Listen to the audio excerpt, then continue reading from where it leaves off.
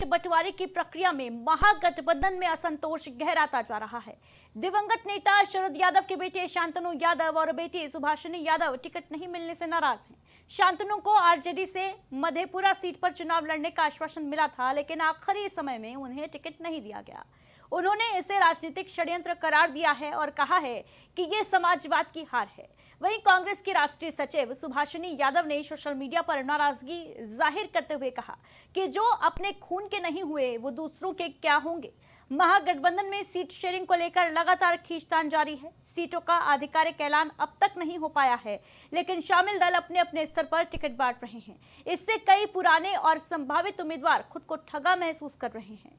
सुभाषिनी का बयान बताता है कि महागठबंधन के भीतर भरोसे की दीवार दरक रही है।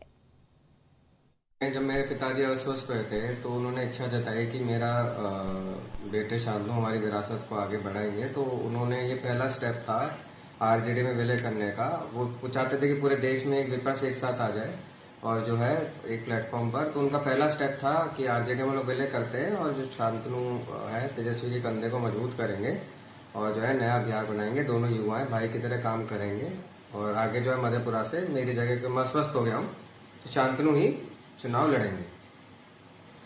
तो उनका ये कहना था। उसके बाद जब लोकसभा अगले साल उनका देहांत हो गया और देहांत के बाद थोड़े दिन बाद ही लोकसभा था, तो हम तो आश्वासन था कि हम लोग लड़ेंगे चुनाव मधेपुरा से और पूरी तैयारी हम लोगों की थी। लोगों में था कि काफ़ी जो है साहब के प्रति था कि नहीं, इस बार हमको जो है शांतनु को सदन में भेजना है। यही हमारे लिए सच्ची श्रद्धांजलि होगी कि उनको सदन में भेजना। तो हम पूरी तैयारी करके थे। तो देखा एक जो है लोकसभा से पहले लालू जी और तेजस्वी जी बोले कि देखिए शांतनु, लोकसभा नहीं आप विधानसभा में तैयारी करिए।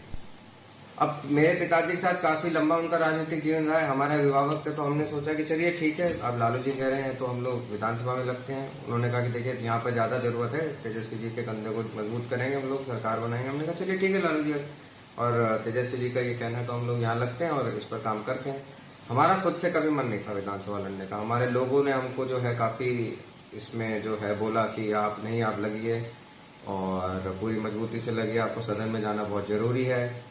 तो हम इसी के चलते जो है लोगों ने काफी जो है हमारी इसमें भूमिका, लोगों की बहुत ज्यादा भूमिका थी कि आप इस बार विधानसभा लड़िए। तो हम लोग फिर इस बार जब विधानसभा का सब चल रहा था तो इस दौरान हम गए।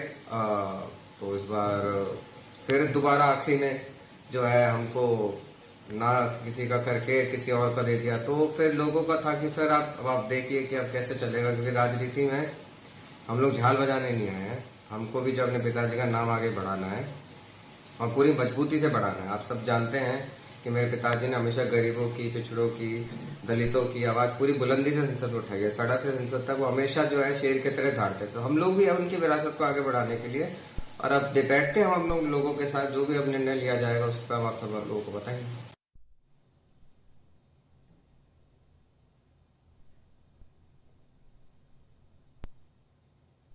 और देखिए, इस पूरी खबर की अहम बात यह है कि जिस तरीके से आरजेडी टिकट काटने का काम कर रही है और अपने ही लोगों के भरोसे दरकिनार कर रही है, आखिर कैसे चुनाव में जीत को हासिल करेगी या फिर चुनाव होने से पहले पार्टी अपनों से ही हार जाएगी।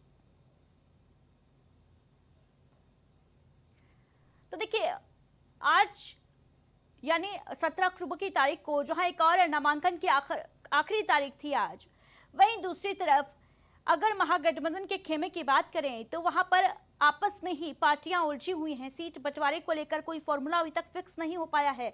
अपने अपने मन मुताबिक कैंडिडेट्स, उम्मीदवारों को पार्टी ऐलान कर रही है और ऐसे में कई पुराने जो साथी थे उनका साथ छोड़ती हुई नजर आ रही हैं पार्टियां, चाहे आरजेडी हो चाहे कांग्रेस हो। और ऐसे उम्मीदवारों में जो इच्छा थी इस बार चुनावी मैदान में उतरने की, वो कहीं ना कहीं खत्म होती नजर आ रही है और इससे कहीं ना कहीं खामियाजा तमाम दलों को भी भुगतना पड़ेगा।